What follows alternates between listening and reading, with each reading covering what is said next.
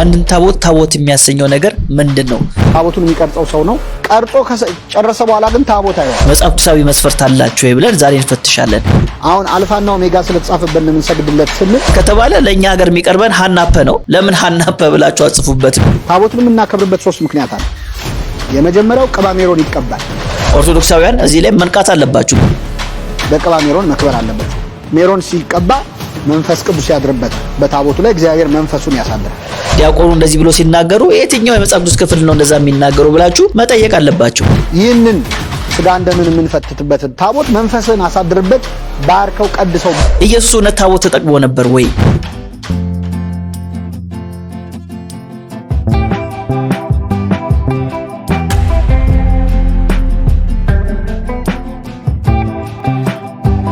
ከእግዚአብሔር ከአባታችን ከጌታም ከኢየሱስ ክርስቶስ ጸጋ ሰላም ምሕረት በያላችሁበት ይብዛላችሁ። እናፈርሳለን የተሰኘው መርሃ ግብራችን እንሆ ጀምረናል። በዚህ መርሃ ግብር ላይ እንደሚታወቀው የስህተት ትምህርቶችን በእግዚአብሔር ቃል ዕውቀት የምናፈርስበት መርሃ ግብራችን ነው። ለዛሬም እንግዲህ አንድ ርዕስ ይዤላችሁ ቀርብ ያለው በተለይም ደግሞ ከታቦት ጋር በሚገናኝ የተለያዩ ሀሳቦችን እንግዲህ ኦርቶዶክሱ ዓለም ሲሰነዘር እንሰማለንና አንድን ታቦት የሚያሰኘው ነገር ምንድን ነው?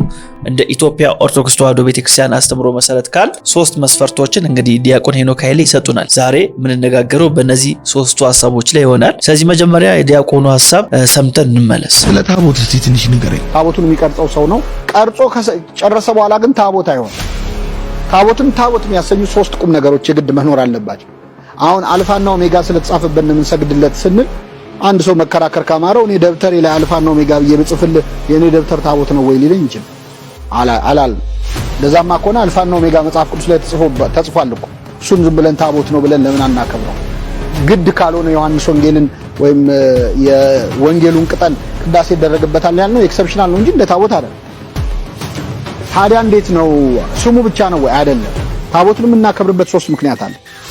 የመጀመሪያው ቅባ ሜሮን ይቀባል፣ ይታተማል። ጳጳሱ መጥቶ ጸሎት ላይ ለታቦት በታቦት ላይ የሚጸለይ ጸሎት ብሎ ጸልዮ ጌታዬ መድኃኒቴ ኢየሱስ ክርስቶስ ሆይ በጸሎታ ሐሙስ መስዋዕት አቅርበን እንካችሁ ስጋችሁ ብሉ፣ ስጋዬ ነው ብሉ፣ ደሜን ጠጡ ብለ እንደሰጣቸው ይህንን ስጋ እንደምን የምንፈትትበት ታቦት መንፈስን አሳድርበት፣ ባርከው ቀድሰው ብሎ የሚጸልይበት ጸሎት ላይ ለታቦት ወይም ጸሎት በእንተ ቡራኬ ታቦታት የሚል መጽሐፍ አለ። ያንን ኤጲስቆጶሱ ይጸልይበታል። ጸልዮ ሜሮን ይቀባዋል፣ መንፈስ ቅዱስ እንዲያድርበት ማለት።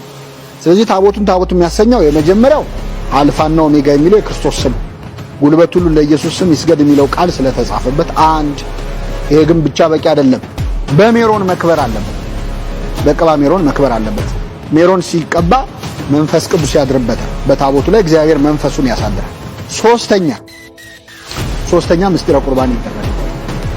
እንግዲህ ከዲያቆኑ ንግግር መስማት እንደቻልነው 3 መስፈርቶችን ይሰጡናል። አንድን ታቦት የሚያሰኘው ነገር እነዚህ 3ቱ ነገሮች ሲሟሉ ነው ይሉናል ዲያቆን ሄኖክ ኃይሌ። የመጀመሪያው ነገር ምንድነው? አልፋ ኦሜጋ የሚለው የኢየሱስ ስም ታቦቱ ላይ መጻፍ አለበት ይላሉ። ሁለተኛው ደግሞ ጳጳስ ታቦቱ ላይ መጸለይ አለበት፣ ጸሎት ማድረግ አለበት። ከዛ በኋላ ደግሞ በቅባ ሜሮን መቀባት አለበት እና ሜሮኑ ታቦቱን ማክበር አለበት ይሉናል። ሶስተኛ ደግሞ ያስቀመጡልን መስፈርት ምንድነው? ሚስጥረ ቁርባን ይደረግበታል ይላሉ።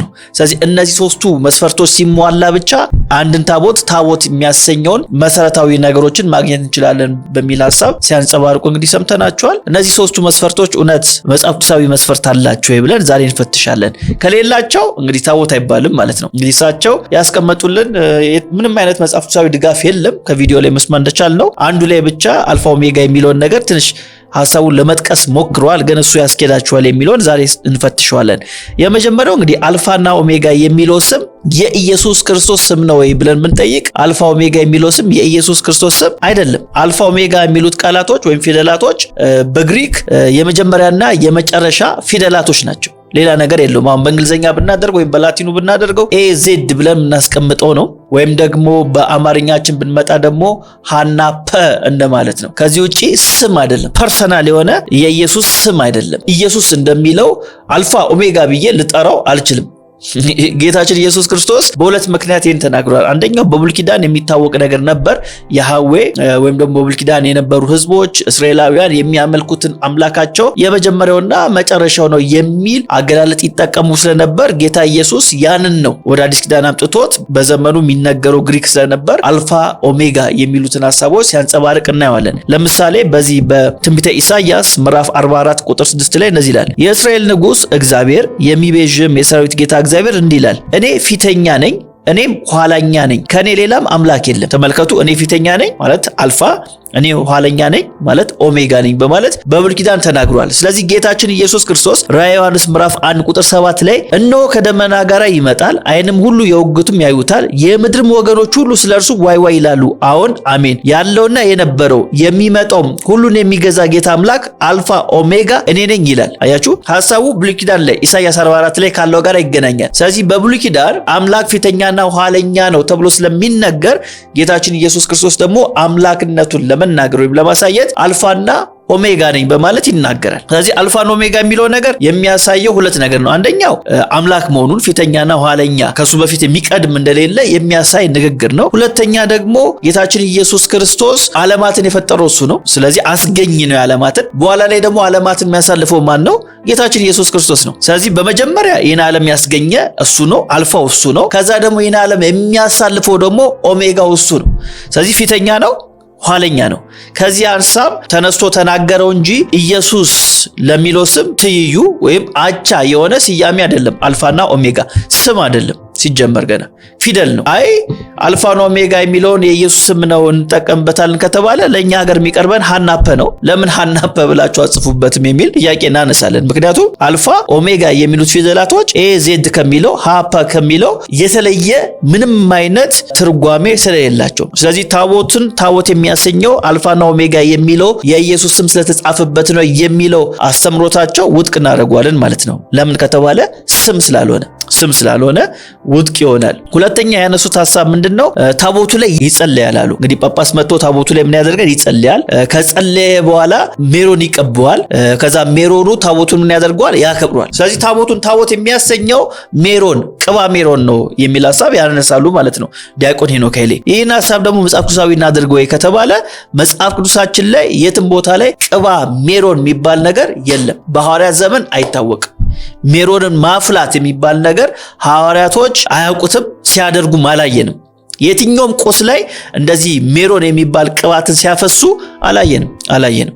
ስለዚህ በሐዋርያት ቤተክርስቲያን ወይም ደግሞ ሐዋርያቶች በመሰረቷት ቤተክርስቲያን ውስጥ እንደዚህ አይነት ልምምድ ነበር ወይ ከተባለ አልነበረም። ካልነበረ ጥንታዊ የሆነውን እምነት ይዘናል የምትሉትን አስተምሮታችሁን ድጋሚ መፈተሽ አለባችሁ። ምክንያቱም እኛ ቀደምት የምንላቸው አብያተ ክርስቲያናት የሮሜ፣ የጋላትያ፣ የቆሮንቶስ፣ የኤፌሶን እነዚህ ናቸው ቀደምት የሚባሉት አብያተ ክርስቲያናት። በእነዚህ አብያተ ክርስቲያናት ውስጥ እንደዚህ አይነት ሜሮንን የማፍላት ዕቃን በሜሮን የመቀባትና ያን ዕቃ ቅዱስ ብሎ መጥራት ልምምድ አልነበረም። ይኸው በአዲስ ኪዳን ላይ እንደዚህ አይነት ልምምድ ሲያደርጉ ሐዋርያቶችን አናያቸው። እረኞችን፣ ጳጳሳቶችን ለምሳሌ ጢሞቴዎስ ጳጳስ ነው። እንደዚህ አይነት ልምምድ ሲያደርግ አናገኝም። ስለዚህ እንደ መስፈርት ሁለተኛ መስፈርት ተደርጎ ታቦትን ታቦት የሚያሰኘው ሜሮን ሲቀባ ነው የሚለው አስተምሮ መጽሐፍ ቅዱስ የማያውቀው ሐዋርያቶቹ ያላስተማሩት እንግዳ ልምምድ መሆኑን ታሰብበት ያስፈልጋል ማለት ነው። እዚህ ታቦቱ ላይ ሜሮን እንቀባለን የሚለው ነገር ከሐዋርያቶች ያልተቀበሉት በራሳቸው ፈቃደኝነት ሰው ሰራሽ የሆነ ልምምድ ነው ማለት ነው። ኦርቶዶክሳውያን እዚህ ላይ መንቃት አለባችሁ። እንግዲህ ዲያቆኑ እንደዚህ ብሎ ሲናገሩ የትኛው የመጽሐፍ ቅዱስ ክፍል ነው እንደዛ የሚናገሩ ብላችሁ መጠየቅ አለባቸው። እንደዛ ሲሆን ነው እንግዲህ ወደ ትክክለኛው ትምህርት ወደ እውነት መምጣት የምትችሉት። ስለዚህ ሁለቱን መስፈርት አየን።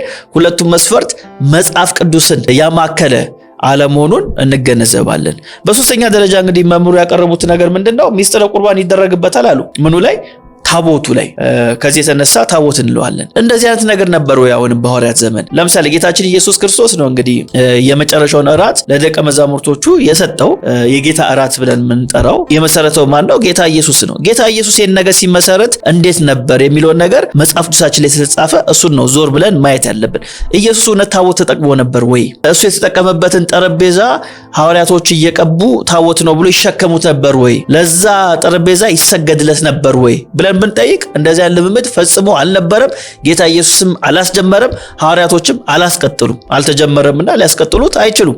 ግን እዚህ ላይ አንድ ነገር ማንሳት ፈልጋለሁ። በተለይ ብዙ ጊዜ ጠረጴዛ ይላሉ ብዙ ሰዎችና ታቦትን ጠረጴዛ የጌታ ጠረጴዛ እያሉ ለመጥራት ይፈልጋሉ። እሱ ነገር ሲጀመር ልክ አይደለም። አንደኛ የአይሁድን ባህላቸውን ያመጋገብ ስርዓታቸውን አለማወቅ ነው። ለምሳሌ እዚህ ፒክቸሩን ተመልከቱ። አሁን ብዙ ሰው ዘ ሎርድ ሳፐር ተብሎ ወይም የጌታ እራት ተብሎ ሲታሰብ ወይም ትምህርት ሲሰማ ይሄ አሁን እዚህ ላይ የምታዩትን ኢሜጅ ማይንዱ ላይ ይመጣል። አሁን እንደዚህ አይነት ጠረጴዛ በአይሁዳውያን ዘንድ አልነበረም። እንደዚህ አይነት ትራዲሽን አልነበራቸው። ይሄ እንደዚህ አይነት ነገር የጀመረው ማን ነው? ሊዮናርዶ ዳቪንቺ ነው። በ1490 አካባቢ ላይ ስዕል ሲሳል ስዕሉን ሲያስቀምጥ ዘ ሎርድ ሰፐር ብሎ በዚህ አይነት በምታዩት መንገድ ሲያስቀምጥ እንደዚህ አይነት ጠረጴዛ ይጠቀማል። ስለዚህ ሰዎች የጌታ እራትን ሲያስቡ የሚያስቡት እንደዚህ አይነት ጠረጴዛ ነው። ይሄ ደግሞ ሊዮናርዶ ዳቪንቺ የጀመረው በስዕሉ የጀመረው ነው እንጂ ጌታችን ኢየሱስ ክርስቶስ በነበረበት ዘመን አይሁዳውያን በዚህ አይነት ሁኔታ ጠረጴዛን አይጠቀሙም ነበር። በተለይም እንደዚህ ተሰባስበው ሲበሉ